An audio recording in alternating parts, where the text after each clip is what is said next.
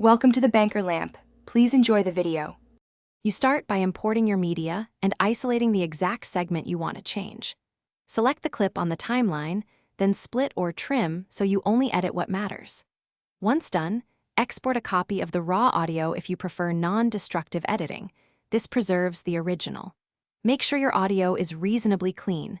Background noise makes voice effects less effective, and confirm volume levels are balanced before applying any transformation.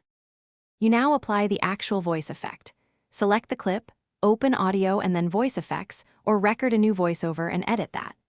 Pick a preset like robot or chipmunk to get started, then customize pitch, reverb, and speed to match the intended tone.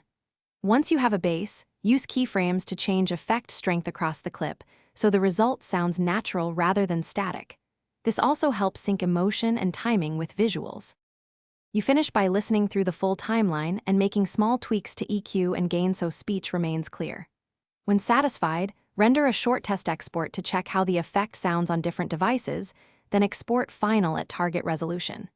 If you hear artifacts, reduce extreme pitch shifts, apply noise reduction, or reset the effect and reapply with milder settings. These steps usually fix glitches. Finally, save a project backup. Thanks for watching. If this was helpful, leave a like and consider subscribing. See you next time.